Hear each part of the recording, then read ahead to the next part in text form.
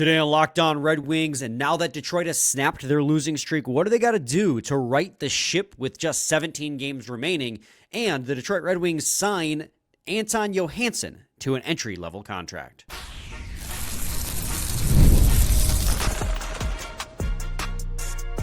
You're Locked On Red Wings, your daily podcast on the Detroit Red Wings. Part of the Locked On Podcast Network, your team every day. Welcome back to the Locked On Red Wings podcast. We are your hosts, Brian Fisher and Scotty Bentley. Scotty's a host over at Locked On Tigers, as well as a sports writer for C&G newspapers, while I am a color commentator for Oakland University ACHA D1 men's hockey. And today's episode is brought to you by FanDuel. FanDuel customers can get $200 in bonus bets if your first $5 bet wins. I did not have it ready. I panicked there for a second. Thanks for making Locked On Red Wings your first listen every day. Part of the Locked On Podcast Network, your team every day. Off to a rip-roaring start here, Scotty, on a Friday. The Red Wings signed Anton Johansson to an entry-level contract. Not Albert Johansson, Anton Johansson. And so we will talk about that, probably segment 2 at some point. And we want to talk mostly about here, starting off this episode, about the Red Wings trying to get back on the tracks now that they finally snapped that 6-game losing streak. And why don't we just begin there, right? They snapped that 6-game losing streak to the Buffalo Sabres, and now they sit 2 points out of the final wild card spot, at least going into this episode. We're recording this just shy of 6 o'clock on Thursday evening. So they don't control their own destiny, but they're still very much alive in the playoff race. Sounds very familiar to where we sat last year. What, in your opinion, Scotty, do they have to do in order to get back on track and really make a real legitimate push the last 17, 18 games of the season?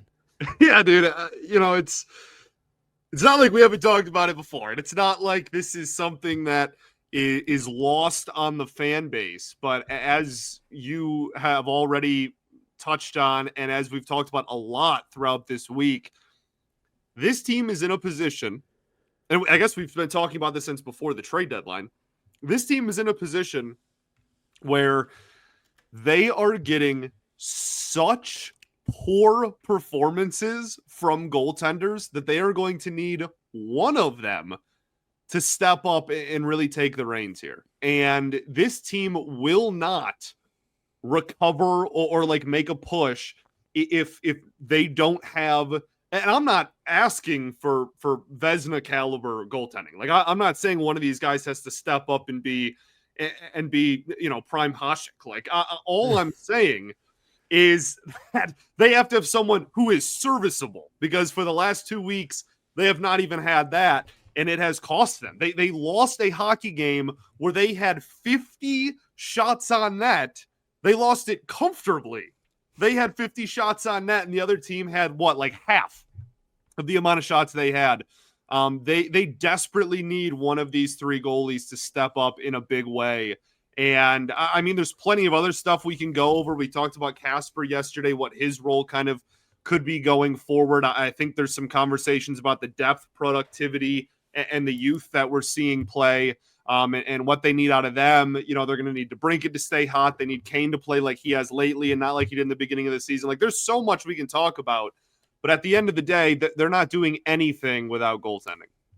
Yeah, I think goaltending is one of the 2 big reasons that this team will or will not make the playoffs. And I thought we saw a pretty encouraging sign from Peter Mrazek in the game against the Sabres. Now, granted, again, this is Buffalo Sabres, one of the worst teams in the league this year, worst team in the division, but they can still score. In fact, they still have quite a lot of lethal shooters on that team, one of which, Tage Thompson, absolutely sniped through a partial screen yesterday.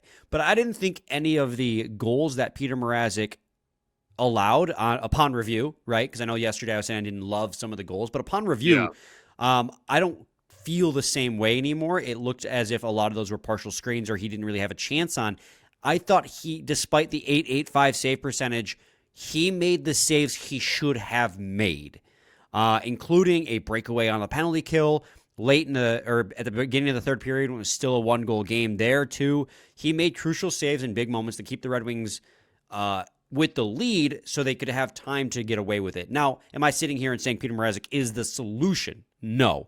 But I am saying you're going to need performances like that. I'm not asking for the world here. I'm asking for being a serviceable goaltender and give your team an opportunity to win the hockey game. And that is what Peter Mrazek provided against the Buffalo Sabres on Wednesday. And now he is going to be playing the Carolina Hurricanes again on Friday. I believe Daniela Bruce tweeted out that he is the likely starter, which I'm perfectly okay with running it back. And we just hope that the competition in the locker room between the three goalies will help make them all a little bit better. And unfortunately, the downside of this side of the conversation is you're mostly just hoping that these goaltenders can go on a hot streak here towards the end of the season. And we know Lyon has it in him. We know Talbot from the start of the season can be very good. And hell, we even saw Peter Mrazek the first time he was here, and even a couple of years ago with a bad Blackhawks team, put up good numbers. But neither of these three goalies, neither work with three.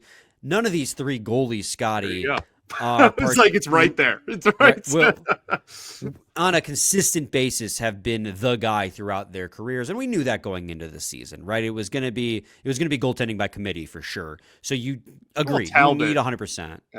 At times in his career, I guess. But he's I always get more of a 1A than just a 1. Yeah. I get your point, and I also like. We're not getting 28-year-old Cam Talbot either. Like context obviously matters for that. I think. I still do not understand on paper the move to bring in Mrazek. I still think it's weird, and I'm not really sure. I refuse to believe that there were not better opportunities to address goaltending at the trade deadline. I still stand by that.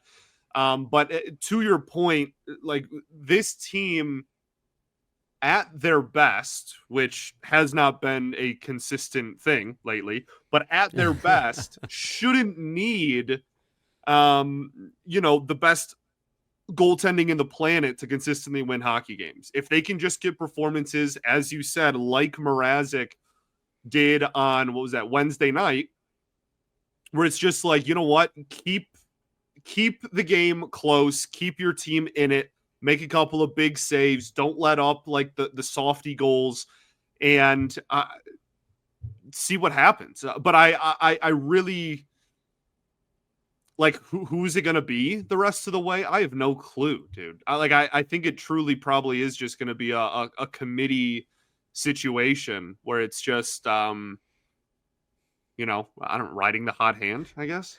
Yeah, I mean, I think that's 100% what they're going to do. They're going to ride whatever goalie is doing the best for them. And that's what they've done all year, really. I know they've been a little bit more 50-50 split with Talbot and Lyon this season, but until one goalie, there was a stretch there where it was only Talbot because he just kept performing well until he kind of hit a wall recently. I think the other thing that's the obvious one, right? One of two big obvious things is the penalty kill. I don't know what else you can do with the penalty kill at this point. We've tried two different systems with the penalty kill, and it's just unfortunately, at a certain point, it just becomes the players on the penalty kill aren't very good at killing penalties. And I know Cam Talbot is one of the worst goaltenders in the league on the penalty kill, and so there is a little bit of that point number one bleeding into point number two, right? And honestly, a little bit point number two bleeding into point number one, right? If you got a bad setup on the penalty kill, it's not going to help your goalies at all with their save percentages. So if those two things in tandem can kind of work better, I've been watching this penalty kill, the new look penalty kill under McClellan, and I'm still not in love with it. Under Lalonde, you had one guy kind of doing all the work at the top of the zone, and that exhausted that and frustrated that player. Under McClellan, and I could be wrong, but watching it just feels like a lot of these guys are they're collapsing kind of low, and I feel like they're giving a lot of space up top. They're collapsing behind the net too often, collapsing down low, and again, that's just a personnel issue too. I would love to see them just be more aggressive on the forecheck in the defensive zone on the penalty kill, because I feel like a lot of the penalty kills the Red Wings have trouble with are the ones that get on top of you immedially on the penalty kill. Yeah. But I mean, I'm splitting hairs at this point. There's 17 games left in the season. Basically, they got to figure it the F out, because if you cannot be, like you said the other day, 25th in the league from here on out. Like, not saying 25th overall by the end of the season, but 25th in the league from today to the end of the season, you got no shot. Like, we're asking to still be bottom 10, just not dead last. Yeah. Yeah, literally. So we're going to head to a quick break. When we return, Scotty, there are a couple other things I think that need to keep doing and have happen for them to get on the right track and stay on the right track leading into the end of the season and hopefully a playoff run. Stay tuned for more on Locked On Red Wings. If you're like me, your mornings have to start with a good cup of coffee, but you got tired of settling for grocery store brands that just weren't cutting it. That's why you should turn to Trade. And let me tell you, that coffee is next level. Trade is the #1 specialty coffee marketplace in the U.S., bringing you fresh coffee from over 50 of the country's top roasters. Their experts have taste tested thousands of coffees, curating over 450 roasts. Whether you're new to coffee or you know exactly what you like, they'll handpick the perfect match for you. Take the quiz, and in under a minute, they will match you with a roast that is fresh, smells incredible, and tastes even better. And your first bag will be a game changer. It'll have such a smooth, rich flavor, and it'll actually taste the difference from your usual coffees. If you don't love your first bag, no worries. Trade will replace it for free until they get it right. That subscription makes it so easy. No more last-minute grocery store runs or settling for whatever is on the shelf. Right now, Trade is exclusively offering our listeners 40% off your first order at drinktradecoffee.com/LockedOnNHL. That's drinktrade.com/LockedOnNHL for 40% off your first order. drinktrade.com/LockedOnNHL. Also got to mention to you guys that FanDuel is here and March Madness is right around the corner too. FanDuel is giving you a chance to get in on the action like never before. Right now, new customers can get $200 in bonus bets when your first $5 bet wins. That's $200 extra bucks to use on everything from buzzer beaters to Cinderella stories and even who's going to be cutting down the nets. With the tournament games happening almost every day, there's always something exciting to bet on, and the FanDuel app is so simple to use. When you win, you can get paid instantly. No waiting around. So visit FanDuel.com and get in on the college hoops action all tournament long. Segment 2, Locked On Red Wings podcast. Scotty, I think there is quite a bit that this team is still excelling at that they need to continue to excel at going into the end of the season if they want to make the playoffs. And one of those things is you need the top 6 to keep clicking. I know that Lucas Raymond's obviously in a bit of a scoring slump. Dylan Larkin has recently turned it back on, but the pivot to Marco Kasper, who you teased in the first segment, has been such a awakening for that second line the last couple of games. And you hope that Marco Kasper can be the spark plug that line needs and that they don't miss his offense too much on the top line in the meantime.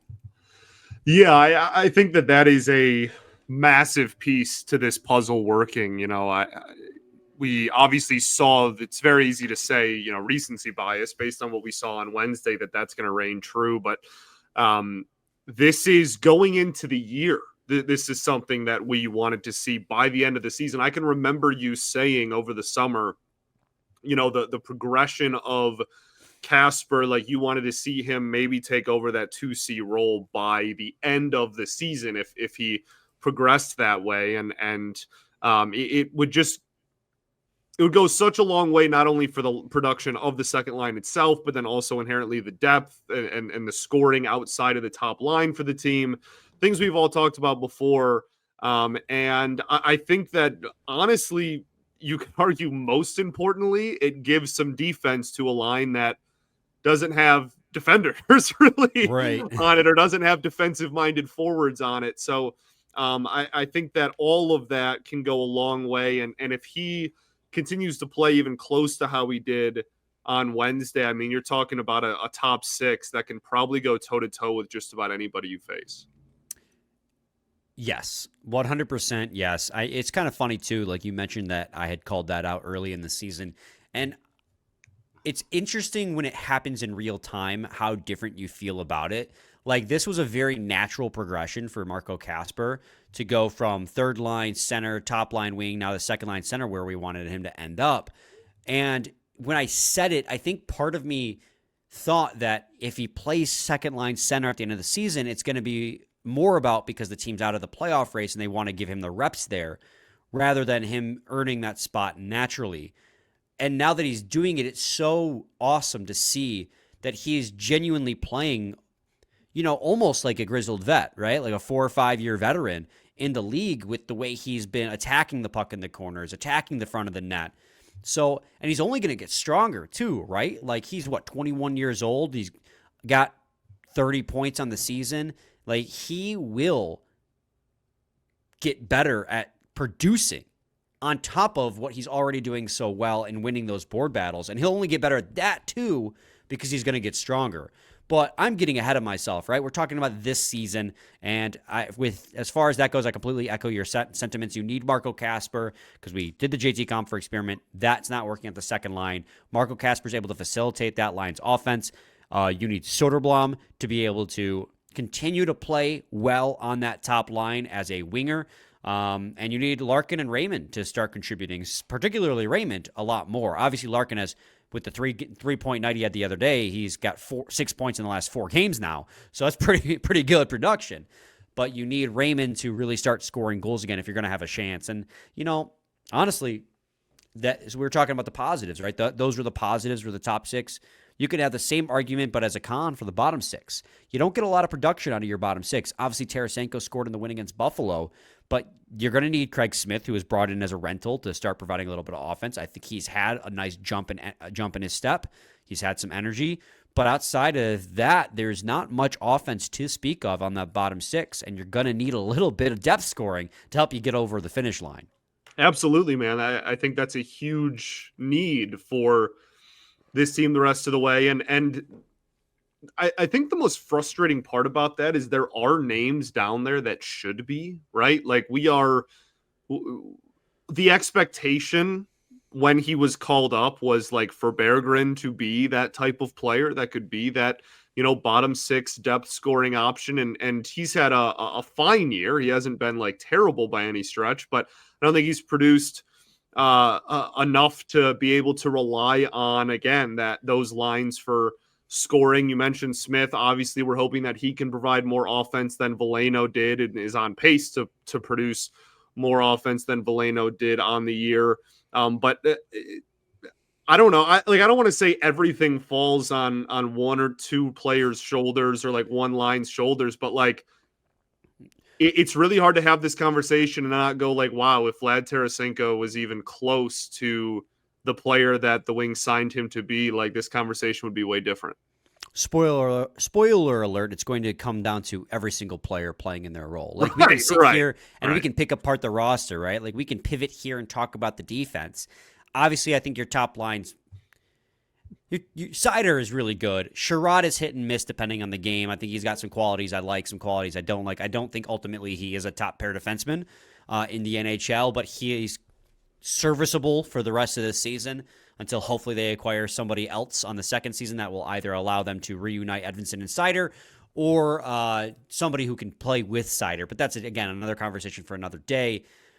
You need the second pair. I mean, the second pair is just exhausted, and the third pair is just unusable. And it's like, I don't know if there's anything there you can say to be like, how to right the ship. Like, you're seeing the length of a season wearing on a rookie defensive pairing, and your third pair is borderline unplayable. So there's not really much there to say as like, how can those guys get it right on track? In what situation are you comfortable with Gustafsson and Hall on the ice?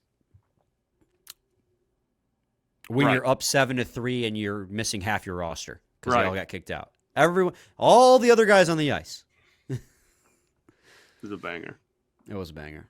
But, I mean, that's it, right? I mean, to recap, it's the same talking points we've been talking about for a month and a half. If you want to make the playoffs, you need consistent goaltending. You need a much better penalty kill. And you need the top 6 and the power play to keep on humming.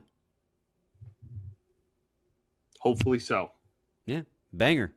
Yeah, I mean, like, break. You, especially, I know we standings watch a lot, and especially when the Wings were in the wild card, that was a lot more fun to do. But for as much doom and gloom and whining and whatnot that we've done, it's like they're not like completely out of it. Like they're not like it's not impossible. Like there are things that they can do to be more in that race. It's just the likelihood of that happening, I guess. Yeah, I mean, I think the frustration a lot of people have are waiting too long to fire your head coach and then another long losing streak sure. right around the deadline that took you from first wild card again to out of the playoff race. But I mean, there's a lot of positives from this season too, but we'll do the season recap when we get there.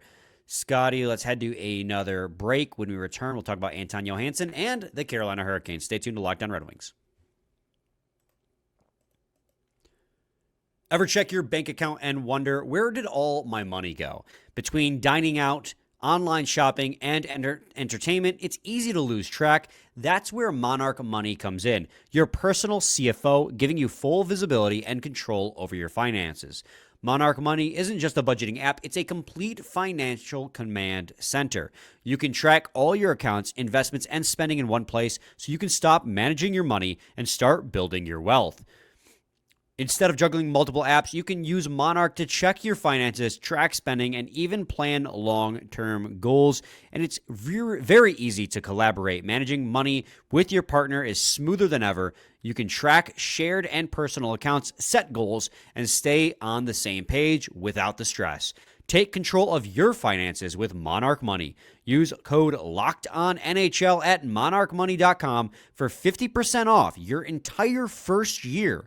That's monarchmoney.com, code LOCKEDONNHL for half off your first year. Segment 3, Locked On Red Wings podcast. Scotty, the Detroit Red Wings today being Thursday, announced that Anton Johansson has been signed to a 3-year entry-level contract. He is a big Swedish defenseman, 20 years old. He was taken in the 2022 draft, round 405th overall. He is 6'4", 196 pounds, and probably most importantly, is a right shot. Over there in Sweden, Scotty, he has 10 points in 46 games played. He is renowned as a puck moving to a defenseman.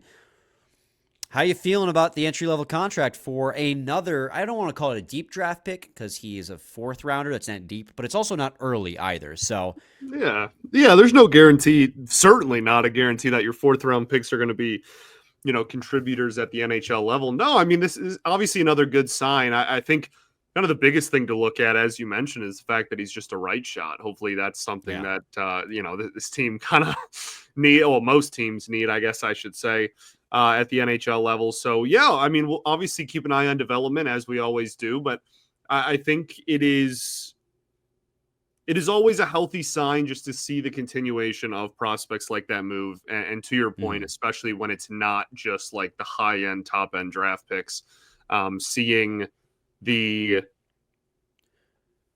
development.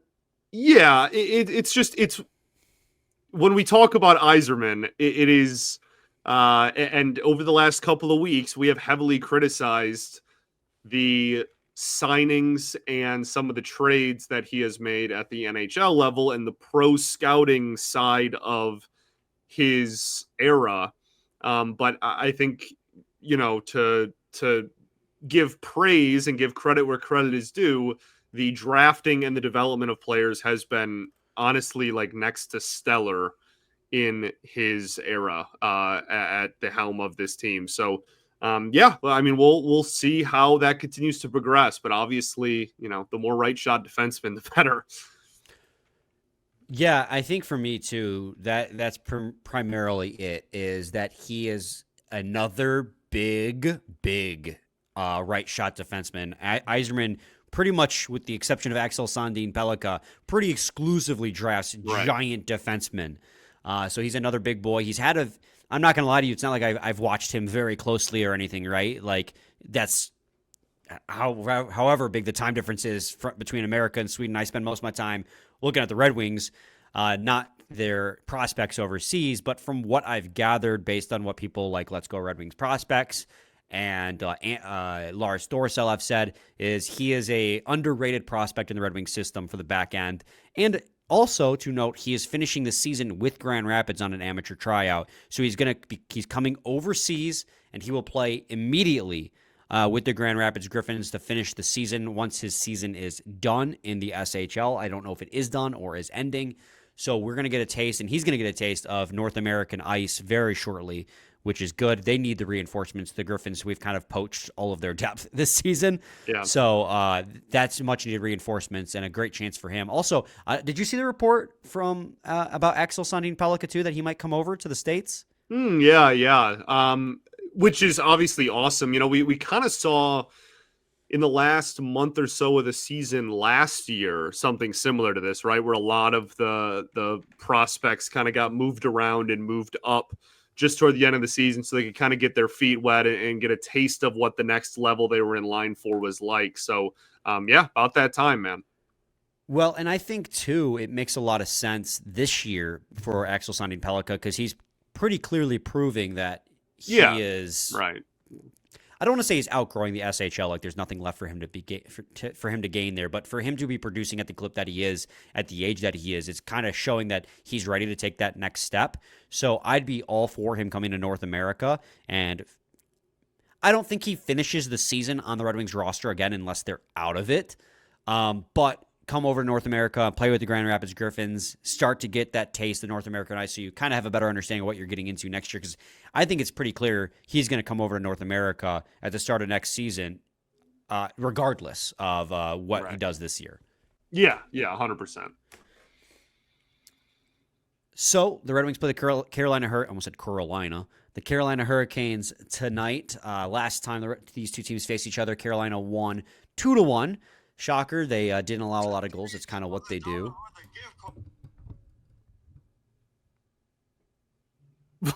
So what was that? Apparently Bleacher Report's app has ads now. I just learned right now as I was opening my my like stat sheet that I always have for the game. I just now learned that that app now has ads. It's never had those before. So was it at least a good ad? I don't know. It started blaring sound, so I exited out of it really quickly. Actually, not quickly enough. It kind of lingered and was there for a long time, I feel like. So yeah, I don't Carolina even know Hurricanes. Well, I guess I can exit the app and reopen it and try again. Yeah, can you find out? We're all very curious. Yeah. I mean, I don't feel the need to kind of break down the Hurricanes game because we just saw the Hurricanes. We kind of all know and have known exactly what they are. I mean, the Red Wings know what they have to do, and I think the benefit to them is they've played two really good games back-to-back, right? They played really well against Ottawa, but they got Olmarked. They played good against Buffalo, got rewarded with 7 goals. You could kind of feel the catharsis with all those goals that he scored in that game. Good word. So, thank you. Every once in a while. So I think that there's an opportunity here for them to kind of go to Carolina and surprise them a little bit. This is a game. This is a team that's trying to build their confidence back up, and they have high motivation right now with the games on the line for them to kind of punch them in the mouth. And if they can punch them in the mouth early, I think there's a good chance the Red Wings can get away with it. But by no means am I underestimating what the Carolina Hurricanes are, right? They are a team that is a level above you, if not 2 levels above you. So it's just going to come on down to everything we talked about in this episode. Right. And I think, by the way, I exited the app and reopened it, and there wasn't an ad. So now I just look like a complete fraud. I We've known that. Chill. One of the other things, we obviously have talked about Carolina a few times, and even over the summer, like I remember we did a show comparing like the Wings to the top end talent in the NHL, and like the Carolina's not gonna purely outscore you too often, but they just suffocate. And I am very interested, in this goodness, way too broad of a term. In this skid, during this losing streak, one of the criticisms that we have had of the Wings is that when they have been pressured with a forecheck or even a back check against them, right? When the puck handler gets charged, they crumble. And it's almost been a giveaway seemingly every single time that has happened. And so other teams have really tapped into that and been really aggressive with their defensive pressure because the Wings suck against it. And so I'm really interested in a team like Carolina that is so built around possession and suffocating the puck when the opponent has possession of it. Like, how do you look? I'm hoping, like you said, I'm hoping that they take the momentum from last game, I guess, and continue running with it. But it's definitely a tough matchup, to say the least. It's just insane, too, because like this is a team that doesn't have a single player on their roster who's over a point per game. Sebastian Aho is their leading point scorer right now. He's got 62 points in 64 games. After that, it's Seth Jarvis with 49 and 48. Like, it goes down from there. So it's not as if, and like they have several guys who are, you know, scoring quite a bit of goal. I mean, but the Red Wings have more guys that have higher point totals than them. But it's just because they play such a heart and hustle brand of hockey, they never relent. Never. They're always moving their feet. It's the back check. It's the forecheck that it gives you no time and space. So you'll be shocked when I say this, Scotty. They lead the league in shot attempts for at 5-on-5 and have the fewest shot attempts against at 5-on-5. Right. They have the best Corsi for percentage in the league by 5%. That is insane. That's a huge gap. And they have the best expected goals for percentage too. So it's not just the volume, it's the quality too. Their expected goals for is 157, whether Edmonton's at 152, and their expected goals against is 27th in the league, which is good in this instance. You want it to be lower. I mean, this is a team that just always has the puck. Always has the puck. They don't score a bunch when they have the puck, but they always have the puck. They're averaging more goals a game still than the Red Wings. And like, you know what I mean? Like we're talking about them like they're only defense and whatever. Like they're not the Islanders. Like they still have the capability of scoring. It's just more of a balanced and team oriented thing for sure. Yeah, they have they're 10th in the league at goals for at 5-on-5. So they're a top 10 5-on-5 scoring team, which just goes a long way into getting you there. But that's the Hurricanes. You know what you got to do. You sure do. Scotty, any final thoughts? We ball, baby. We do ball. Be back with a new episode on Monday, recapping the game against the Hurricanes.